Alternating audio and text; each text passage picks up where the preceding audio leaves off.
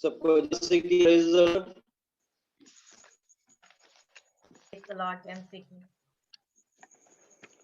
सारा जलाल खुदा को देते हैं। फिर से एक बार हम के कलाम से सीखने जा रहे हैं।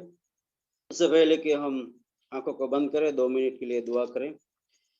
करुणा में जीवित सामर्थ्य खुदा, ना यीशु के नाम में लॉर्ड हम आपके चरणों के पास आते हैं। खुदा हम धन्यवाद देते हैं प्रभु जी आज की अद्भुत फेलोशिप के लिए, आज की मीटिंग के लिए, आज की अद्भुत वर्शिप के लिए। परमेश्वर हम धन्यवाद देते हैं सभी भाई बहनों जो प्रभु जुड़ चुके हैं दुनिया के कोने कोने से। परमेश्वर इस समय प्रभु आपके मुख से निकला हुआ जीवित वचन हम मनन करने जा रहे। परमेश्वर पिता मेरी खियो की तरह मेरे जीवन से आपकी रूह बातचीत करने पाए परमेश्वर, क्योंकि आपका वचन तो समुद्र के समान विशाल और गहरा है स्वामी।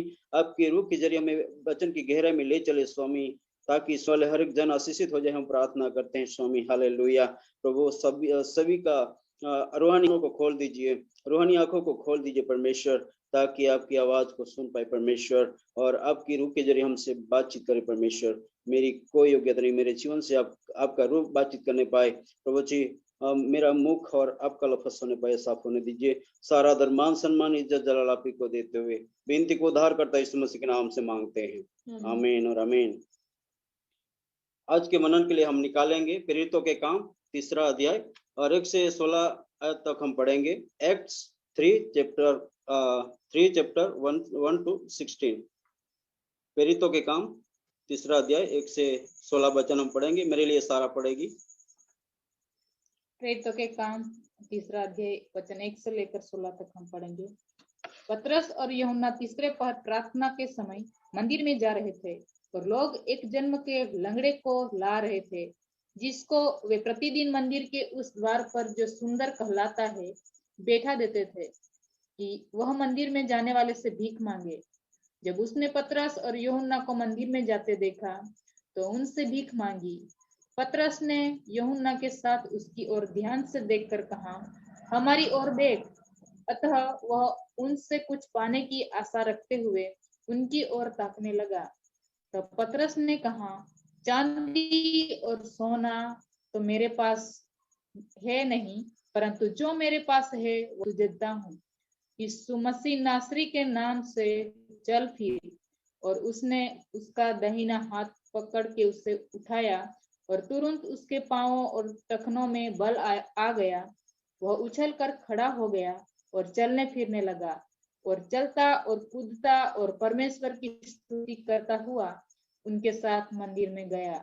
सब लोगों ने उसे चलते फिरते और परमेश्वर की स्तुति करते देखकर उसको पहचान लिया कि यह वही है जो मंदिर के सुंदर फाटक पर बैठकर भीख मांगा करता था।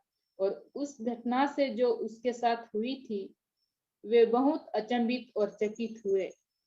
जब वह पतरस और यूहन्ना को पकड़े हुए था तो सब लोग बहुत आश्चर्य करते हुए उस अवसर में जो सुलेमान का कहलाता है उनके पास दौड़े आए। यह देखकर पतरस ने लोगों से कहा, हे इस्राएलियों, तुम इस मनुष्य पर क्यों आश्चर्य करते हो, और हमारी ओर क्यों इस प्रकार देख रहे हो कि मानो हम ही ने अपनी सामर्थ्य भक्ति से इसे चलने फिरने योग्य बना दिया। अब्राहम और इसहाक और याकूब के परमेश्वर, हमारे बाप दादों के परमेश्वर ने अपने सेवक यीशु की महिमा की, जिसे तुमने पकड़वा दिया। और जब पिलातुस ने छोड़ देने का विचार किया तब तुमने उसके सामने उसका इनकार किया। तुमने उस पवित्र और धर्मी का इनकार किया और विनती की और एक हत्यारे को तुम्हारे लिए छोड़ दिया जाए। और तुमने जीवन के कर्ता को मार डाला, जिसे परमेश्वर ने मरे हुओं में से जिलाया। और इस बात के हम गवाह है। और इसी के नाम ने उस विश्वास के द्वारा जो उसके नाम पर है इस मनुष्य को जिसे तुम देखते हो और जानते भी हो सामर्थ दी है। उसी विश्वास ने जो उसके द्वारा है इसको तुम सबके सामने बिल्कुल भला चंगा कर दिया है। आमीन। Praise the Lord. पढ़े गए वचन पर खुदा आशीष दे। आज हम देखने जा रहे हैं, मेरा मुख्य टॉपिक है चांदी रुपये सोना हीरे मोती से भी कीमती नाम है यीशु का नाम। जो दूसरों को दीजिए और उनके जीवन में बदलाव को लाइए। चांदी रुपए सोने हीरे मोती से भी कीमती नाम है यीशु का नाम, जो दूसरों को दीजिए और उनके जीवन में बदलाव को लाइए।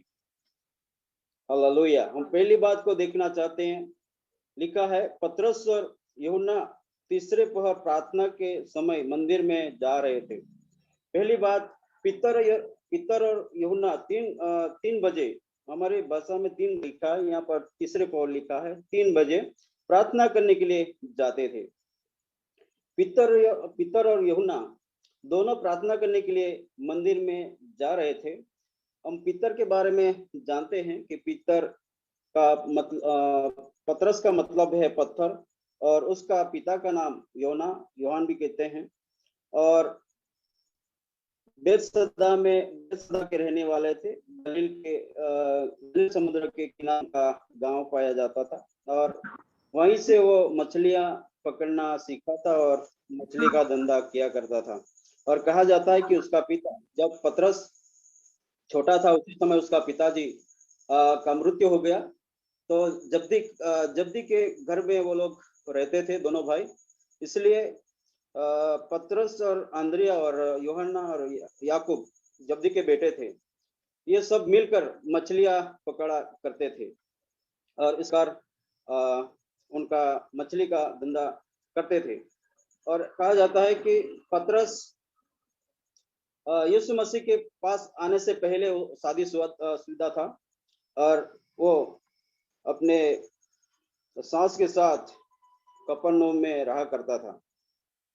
यही पतरस और यूहन्ना करीब 3 बजे प्रार्थना के लिए मंदिर में जा रहे थे, क्योंकि 3 बजे मंदिर में प्रार्थना होती थी, क्योंकि समय के मुताबिक लोग मंदिर में इकट्ठा हुआ करते थे। इसलिए ये प्रभु के शिष्य चेले मंदिर में जाते थे, और वहां पर आराधना भी होती थी, वहां पर प्रार्थना भी होती थी, और वचन भी सिखाया जाता था। और वहां पर अलग अलग सही के लिए दुआ किया करते थे। और प्रार्थना करने वाला, हम देख सकते हैं कि जो ज्यादा प्रार्थना करता है, प्रार्थना में समय बिताता है और प्रभु के साथ समय बिताता है, वो प्रभु के करीब रहता है, प्रभु के नजदीक रहता है। और हम देख सकते हैं कि ये लोग प्रभु के साथ दोनों का अच्छा रिश्ता था। यूहन्ना भी प्रभु के एकदम करीब रहता था, और पतरस भी, इसलिए प्रभु यीशु ने पतरस का नाम केफा रखा था, और उसका पहले का नाम सीमोन कहा जाता था। और ये दोनों प्रार्थना के लिए मंदिर में जा रहे थे। और प्रार्थना करने वाला हमेशा प्रभु के नजदीक रहता है, और प्रार्थना करने वाला प्रभु के साथ अच्छा रिश्ता बनाए रखता है। हमें भी चाहिए कि हमें हर समय प्रार्थना करने की आवश्यकता है, प्रार्थना में समय बिताने की जरूरत है, और प्रभु के साथ हमें समय बिताने की जरूरत है। जब हम प्रभु को चाहते हैं, प्रभु के साथ समय बिताते हैं, प्रभु हमसे बेहद चाहता है। जितना हम प्रभु से चाहते हैं उससे भी कई गुना प्रभु हमसे चाहता है। ये दोनों प्रार्थना के लिए जा रहे थे। प्रार्थना करने वाला इंसान हर बातों में प्रभु के ऊपर विश्वास करता है। जो प्रार्थना का जीवन बिताता है वो इंसान विश्वास का जीवन जीता है। हर बातों में वो प्रभु के ऊपर भरोसा करता है, विश्वास करता है। प्रार्थना करने वाला इंसान हर परिस्थिति में प्रभु के ऊपर भरोसा रखता है। प्रार्थना करने वाला इंसान संकट के समय में भी प्रभु के ऊपर भरोसा करता है, वो डरता नहीं है। जैसे कि हम दानियल के जीवन में देख सकते हैं, दिन में 3 बार दुआ किया करता था। वो दानियल अच्छे घराने का था। जब नबूकदनेस्सर राजा जब इजराइल पर अटैक करके कुछ जवानों को बंधुआई में ले जाता है, हम देख सकते हैं कि बाद में जब वहां जाकर भी दानियल प्रार्थना किया करता था, और ये दानियल के बारे में हम देखते हैं कि जब उनके साथ करीब 120 अधिकारी लोग थे और 3 अध्यक्ष थे, उसमें दानियल भी था। लेकिन दानियल किसी भी तरह की भ्रष्टाचारी में नहीं पाया गया, तो उसको आत्मिक अटैक उसके ऊपर किया गया। उस समय दानियल प्रार्थना किया करता था, और दानियल जब प्रार्थना करता था तो 30 दिन के लिए राजा की आराधना करने का जो अधिकारी लोग थे बाबिल के, उन्होंने दानियल को फंसाने के लिए प्लान बनाया था। लेकिन दानियल डरा हुआ नहीं था, वो दुआ करता था। और हम देख सकते हैं कि जब राजा को पता चला कि दानियल को फंसाने के लिए उन लोगों ने प्लान बनाया, तो राजा भी बहुत परेशान हो गया था। और आखिर में मादी फरस का कायदा नियम नहीं चेंज होते हैं, इसलिए वो राजा भी उनको बचा नहीं पाया। लास्ट में हम देख सकते हैं कि उसको सिंह के मांद में डाल दिया जाता है। राजा को भी रात को नींद नहीं आती है। जो 119 लोग जो अधिकारी थे, उनको पूरी रात नींद नहीं आती है। लेकिन राजा अर्ली मॉर्निंग उठकर, सुबह सुबह जल्दी उठकर वो सिंह के मांद के पास पहुंचता है, दानियल को पुकारता है। तो दानियल वहां पर जिंदा था, क्योंकि जब दानियल को सिंह के मांद में डाला गया था, उसी समय परमेश्वर के दूत ने आकर सिंह के मुंह को बंद कर दिया था और दानियल जिंदा निकला। उसके बाद हम देख सकते हैं दानियल को फंसाने वाले सारे 119 जो अधिकारी थे, उनके फैमिली के साथ सिंह के मांद में डाला जाता है। तो कहने का मतलब कि जो प्रार्थना में समय बिताता है, जो दुआ में समय बिताता है, उसके ऊपर कोई भी संकट आए, लेकिन वो डरता नहीं है। दानियल डरा नहीं है, क्योंकि खुदा उनके संग था, परमेश्वर उनके साथ था, परमेश्वर ने उसे बचा लिया। प्रार्थना करने वाला इंसान उनका विश्वास बड़ा होता है, उनका विश्वास स्ट्रोंग होता है, मजबूत होता है। प्रार्थना करने वाला इंसान हर असंभव को संभव करने वाला विश्वास को रखता है। ये पतरस और यूहन्ना प्रार्थना के समय 3 बजे मंदिर में जा रहे थे, लिखा है, और लोग एक जन्म से लंगड़े को ला रहे थे, जिसको वे प्रतिदिन मंदिर के उस द्वार पर जो सुंदर कहलाता है, बैठा देते थे। यहाँ पर हम देख सकते हैं कि एक लंगड़े व्यक्ति को, जो जन्म से लंगड़ा है, दोनों पांव से लंगड़ा है, उसको भीख मांगने के लिए सुंदर नामक दरवाजे पर बिठा देते थे। हर दिन वो उनका एक ही धंधा कहे, क्योंकि बेचारे का कोई दूसरा काम नहीं होता था, तो लास्ट में उसको ये काम उनके परिवार की ओर से दिया गया। वो घर के लोग ही उनको लाके उठा के रखते थे, क्योंकि हम देख सकते हैं कि घर में आज 4-5 लोग होंगे, तो एक ही कमाने से, और 4 लोग 5 लोग खाएंगे, तो परिवार उन्नति नहीं करता है। इसकी वजह से आज हम देख सकते हैं कि हर जिम्मेदार शख्सियत दिमाग लगाता है, प्लान बनाता है कि हर लोग कमाए, हर एक लोग कुछ न कुछ कमाए। उनके हिसाब से वो कुछ न कुछ काम ढूंढ के दे देता है। लेकिन ऐसे लोग जो जिनके दोनों पांव नहीं काम करते, या उनका कोई प्रॉब्लम है, तो हम देख सकते हैं कि 2 पांव नहीं काम करते, तो उनका हाथ अच्छे काम करते हैं, उनका मुंह अच्छा काम करता है, मतलब कि बोलने में अच्छा रहता है, क्लेवर रहता है। उसकी वजह से उसको भीख मांगने के लिए मजबूर कर दिया। लेकिन हम देख सकते हैं कि उनके दोनों पांव नहीं काम करने की वजह से हमारा परमेश्वर बहुत महान है, अद्भुत है, सर्वज्ञानी है, सामर्थी है। लेकिन हम देख सकते हैं कि परमेश्वर ने जब इंसान को बनाया, तो उन्हीं की इमेज में, स्वरूप में बनाया, और मनुष्य को सभी पार्ट 2-2 दिए। जैसे कि 2 हाथ दिए, इंसान एक हाथ से भी कर सकता है, लेकिन एक हाथ खराब हो गया तो एक हाथ से भी वो जिंदा अपना जीवन बिता सकता है। 2 आंखें दिए, ताकि एक आंख खराब होने से एक आंख से वो अपना जीवन जी सकता है।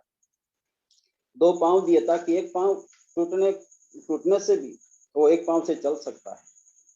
और 2 फेफड़े दिए, ताकि एक फेफड़ा खराब होने से भी एक फेफड़े से वो जी सकता है। 2 वाल दिए, ताकि वाल खराब होने से भी एक वाल से वो जी सकता है। 2 किडनी दिए, एक किडनी खराब होने से भी एक किडनी से वो जी सकता है। तो परमेश्वर ने इंसान को बहुत ही अद्भुत रीति से बनाया।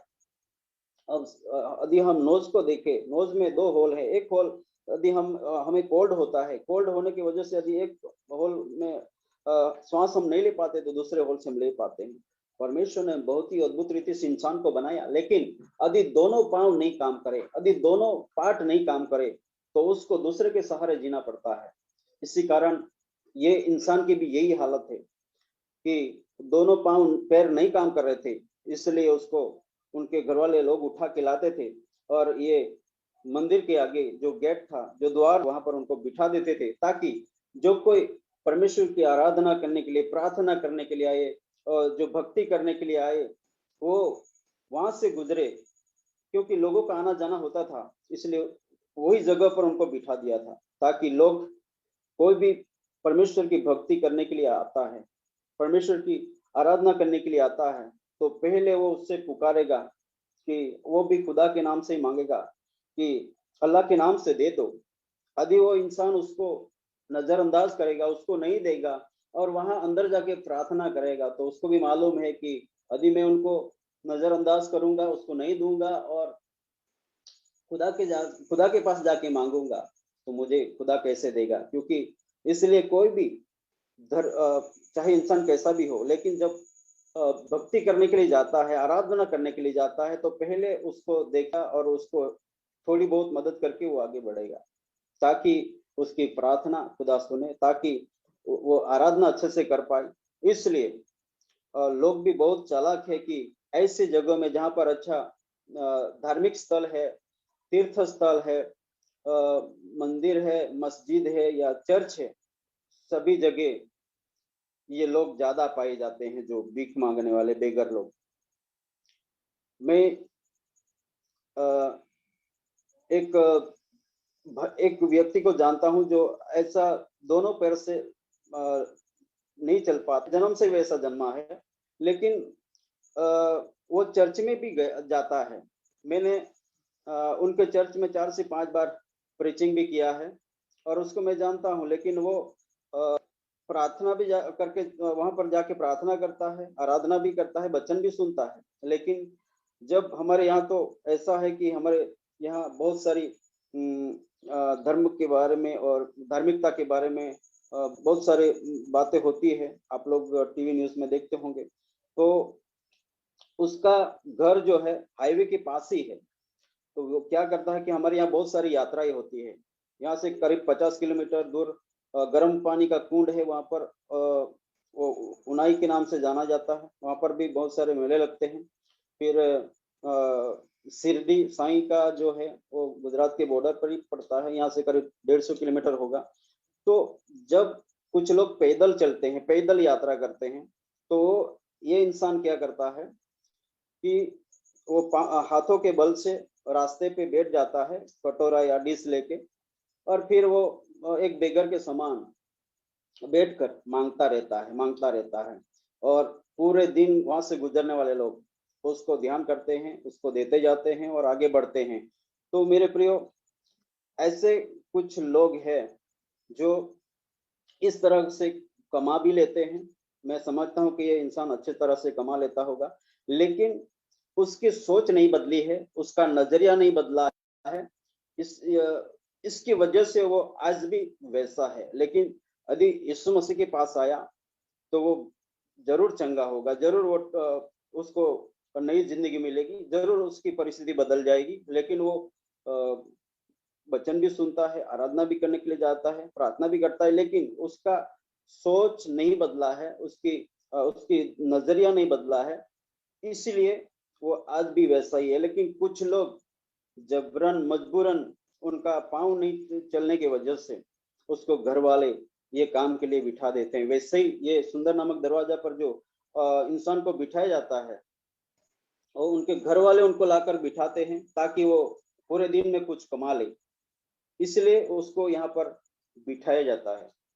क्योंकि वो जो जिम्मेदार, उनका घर का जो मुखिया है, वो सभी कुछ न कुछ कमाई करके उसको वहां पर बिठा देते हैं। क्योंकि उनको भी खाने से लेकर, कपड़े से लेकर, साबुन से लेकर, कोलगेट ब्रश से लेकर, जो भी हमारी हर दिन की जरूरत है वो उनको भी जरूरत है। इसलिए कोई भी किसी को ऐसे ही आज फ्री में खिलाना नहीं चाहता है, कुछ न कुछ करवाना चाहता है। ये उस बाई से कुछ नहीं होता है, मजबूरन वो वहां पर जाके बैठता है, उसको बिठाते और शाम को उठा के लेके जाएंगे, लेकिन वो कुछ न कुछ पैसा कमा लेता होगा। क्यों? मंदिर जाता है उससे पहले उस वो लोगों के संपर्क में आता है और लोग उसको कुछ देख के जाते होंगे और वैसे ही उनका चलता रहता था। लेकिन हम देख सकते हैं कि आज बहुत सारे लोगों ने धंधा बना लिया है कि बेगर बनने से, भिखारी बनने से बहुत सारा पैसा लोग कमा सकते हैं। यदि 1000 लोगों से वो मिलेगा तो कम से कम 700 लोग तो उसको 10-10 रुपया दे देगा, तो हम देख सकते हैं कि 7000 रुपया वो आराम से कमा लेगा। हम ट्रेन में सफर करते हैं तो ट्रेन में भी हमने बहुत सारे ऐसे भिखारियों को देखते हैं कि वो मांगते रहते हैं और कुछ लोग देते रहते हैं। ऐसे ही कुछ खोजा लोग जो है, जो ट्रेन में सफर करते हैं और जबरन वो तो निकालते हैं, जबरन मांगते हैं। कुछ ऐसे लोग दिखते हैं जो मजदूरी करने वाले और क्या बोलेंगे, ऐसे लोगों से वो लोग जबरन निकाल लेते हैं। तो ऐसे भी लोग हैं जो धंधा भी करते हैं, लेकिन इस इंसान का ऐसा नहीं था। उनको तो जबरन उसको बिठाया जाता था और वो बेचारा दूसरा काम नहीं कर पाता था, इसलिए भीख मांगता रहता था।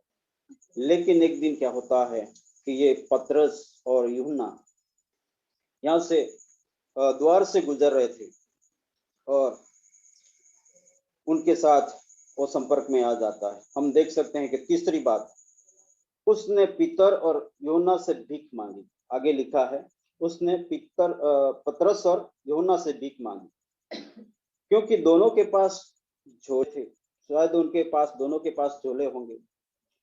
इसलिए जैसे आज हम देख सकते हैं पास्टर लोग जब निकलते हैं तो उनके पास अच्छा बैग रहता है, वो सूट बूट में रहते हैं, बहुत ही तैयारी के साथ निकलते हैं। वैसे ही पतरस और यूहन्ना कुछ तैयारी के साथ आगे बढ़ रहे होंगे। उनके पास उसने झोला देखा होगा, इसलिए उसने चाहा कि उनसे कुछ मुझे आज अच्छा मिलेगा, ज्यादा मिलेगा, इसलिए उनसे उसने भीख मांगी। उसने सोचा होगा कि ये लोग आज सबसे ज्यादा मुझे देके जाएंगे, क्योंकि ये दोनों बहुत ही खुश लग रहे थे और उनके जो पहने हुए कपड़े भी अच्छे थे और वे दोनों एक अच्छे घराने के हो ऐसे लग रहे थे।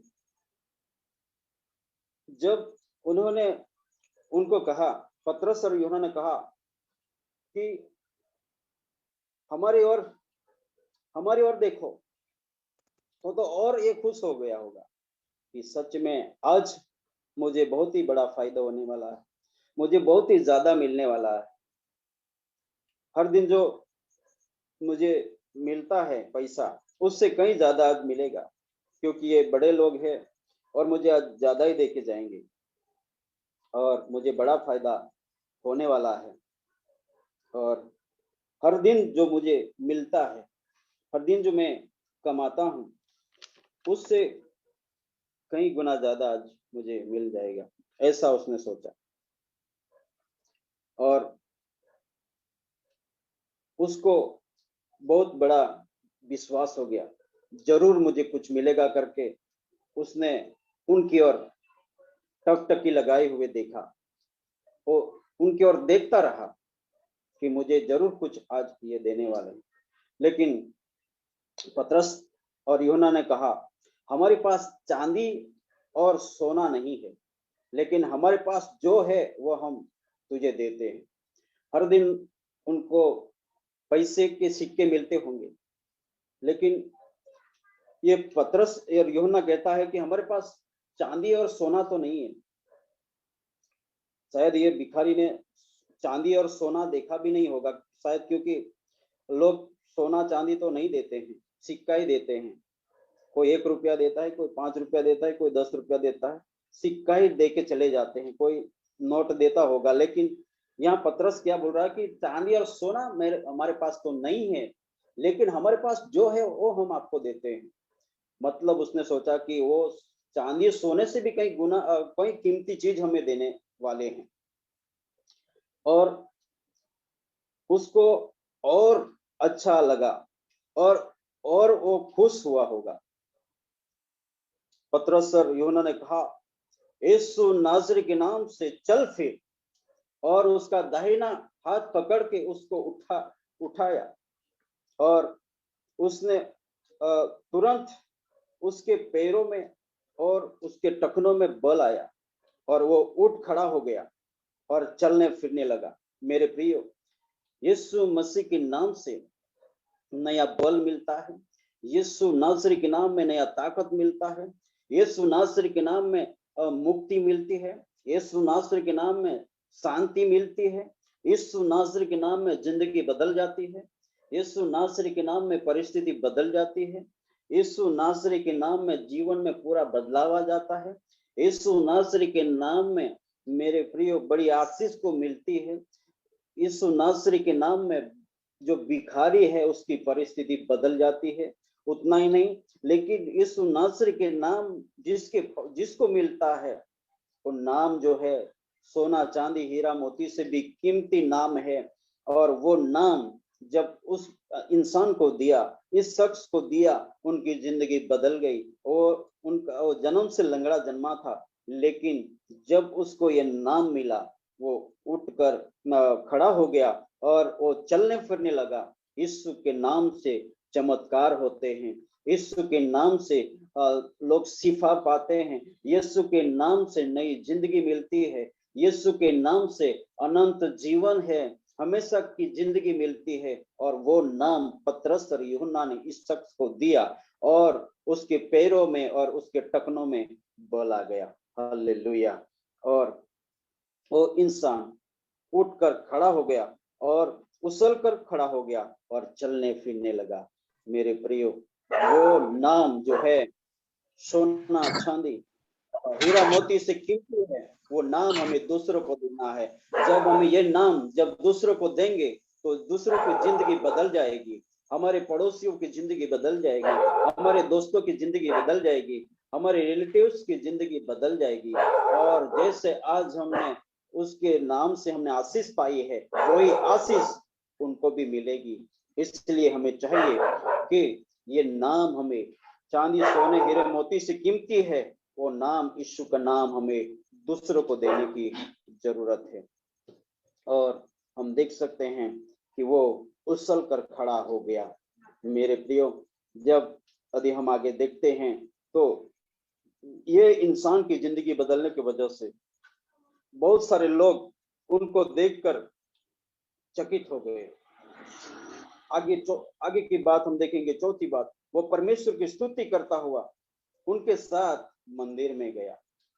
आज तक ये द्वार तक ही खड़ा था, द्वार तक ही बैठा था, द्वार से अंदर गया नहीं था। लेकिन उस समय उसका मकसद अलग था। वो द्वार पे बैठकर पैसा मांग रहा था, भीख मांग रहा था। जो लोग वहां से गुजरते थे उसको देकर जाते थे। उसका एक ही मकसद था कि शाम तक उसको जो भी मिले, जो भी लोग देके जाए, वो उसको इकट्ठा करना था, और शाम तक उसको ये सारे पैसे इकट्ठे करके उनके घर वाले उसको लेकर जाते थे। मतलब उसका एक ही मकसद था कि उसको लाकर बिठा देते थे, शाम तक उसको मांगना था, मांगते रहना था। वो भी खुदा के नाम से मांगता होगा और खुदा के नाम से दे दो कहता होगा। और लोग पहले जब वो खुदा के नाम से मांगता होगा तो लोग उसको दे देते होंगे, क्योंकि वो भी अंदर खुदा से मांगने के लिए जाते थे, खुदा से प्रेयर करने के लिए जाते थे, खुदा से आराधना करने के लिए जाते थे, खुदा की सुनने के लिए जाते थे। इसलिए वो पहले उसको देकर जाते होंगे। मेरे प्रियो, आज तक वो द्वार पर बैठा रहता था, लेकिन हम देख सकते हैं कि मैं ऐसा सोचता हूँ, यदि वो पहले से यदि द्वार को पार करके अंदर गया होता तो वो कब से वो चंगा हो गया होता। क्योंकि मेरे प्रियो, वो उनका मकसद अलग था, उनका सोच अलग था, उसका सोच नहीं बदला था, उसका नजरिया नहीं बदला था, उसका काम नहीं बदला था, उसकी वजह से वो द्वार पर ही बैठा रहा। लेकिन जिस दिन ये पतरस और यूहन्ना ने उनको सोने चांदी हीरे मोती से कीमती नाम जब दिया तो वो उठ खड़ा हो गया और उछल कर खड़ा हो गया और चलने फिरने लगा। और चौथी बात है कि वह परमेश्वर की स्तुति करता हुआ उनके साथ मंदिर में गया, क्योंकि उनके जीवन में बड़ा चमत्कार हुआ, इसलिए वो उनके पीछे हो लिया। क्योंकि उसके जीवन में एक बड़ा बदलाव आया, क्योंकि उसके जीवन की परिस्थिति बदल गई, उसने स्वयं अनुभव किया, इसलिए वो उनके पीछे पीछे हो लिया। और वहां पर जो लोग थे देखकर पहचान गए कि वो सुंदर नामक दरवाजे पर द्वार पर बैठता था, यही इंसान है जो आज यहाँ पर दिखाई दे रहा है और परमेश्वर की स्तुति कर रहा है। और वो परमेश्वर की स्तुति आराधना करता था। सब कहने लगे वो यही वही इंसान है, वही है जो सुंदर नामक द्वार पर भीख मांगता था।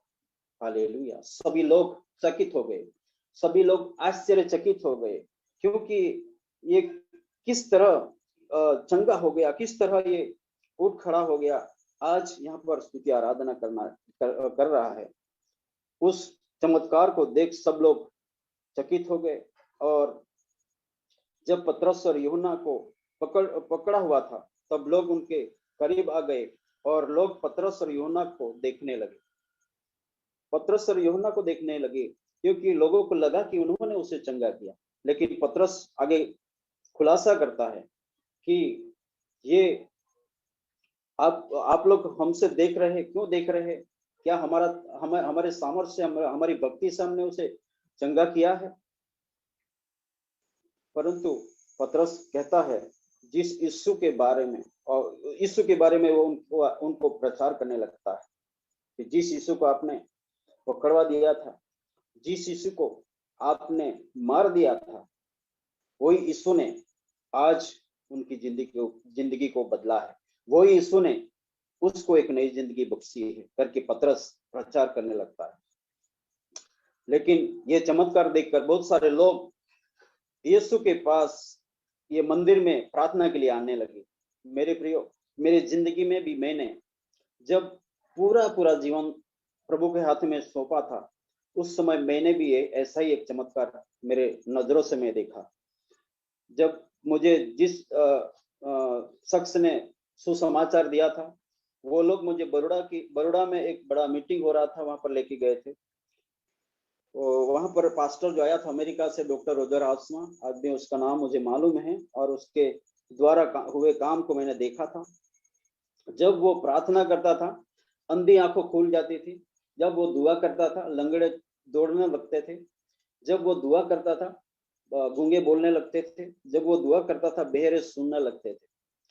तो 2-3 दिन ऐसा मैंने देखता रहा। फिर चौथे दिन ऐसा हुआ कि 2 बहन लोग, एक करीब 4 साल का लड़का था, उसको लेके आए थे, क्योंकि ऐसी बात फैल गई कि यहाँ पर एक डॉक्टर ऐसा आया है जो अंधों को आंखें देता है, लंगड़ों को चलाता है, गूंगों को नया शब्द देता है, बहरों को चलाता है। तो वो बहन लोग भी वही मकसद से वहां पर आई थी कि डॉक्टर एक आया है करके। लेकिन वो मेरे पास ही उधर बैठे थे। जब वो पास्टर दुआ करने लगा तो ये बच्चा जन्म से लंगड़ा था, दोनों पैर से। तो जब वो दुआ करता था पास्टर, तो मैं इस बच्चे की ओर देख रहा था। वो उसको लेकर खड़ी हुई थी, उसके पैर की ओर मैं देख रहा था। मुझे पहले से लग रहा था कि ये बच्चा चलेगा। तो जैसे वो डॉक्टर रोजर हाथमा ने दुआ किया तो वो थोड़ा पैर जैसा हिलाया। मैंने उन बहनों को बोला, छोड़ दो उसको, अभी इसी वक्त वो चलेगा। तो जैसे मैंने बोला और उन्होंने छोड़ा तो वो बच्चा चलने लगा, और वो चलने लगा और उसको स्टेज पर लेके गए और उसके बारे में गवाही दिया। तो मेरे प्रिय, मैंने ये चमत्कार देखा कि ये 4 साल का बच्चा मेरे नजरों में चलने लगा और मैंने विश्वास से कहा उसको छोड़ो, वो चलने लगेगा, वैसे ही वो चलने लगा। तब से मैंने ठान लिया कि यीशु ही प्रभु है, वही परमेश्वर है जो असंभव को संभव कर सकता है। मेरे दादा, मेरा पिताजी, मेरा बड़ा भाई, आज भी बुआ है, ये सारे लोग भुए थे, लेकिन वो लोग के जीवन से मैंने कभी ऐसा चमत्कार नहीं देखा था, लेकिन पहली बार मैंने वैसा चमत्कार देखा और मैंने पूरा विश्वास कर लिया। और आज भी मैं वही विश्वास के साथ आगे बढ़ रहा हूँ और बहुत सारे लोगों को वही बात बता रहा हूँ, और मसीह में सारे लोग आए भी हैं। तो जब चमत्कार होता है तो लोग प्रभु में आते हैं, चर्च में आते हैं।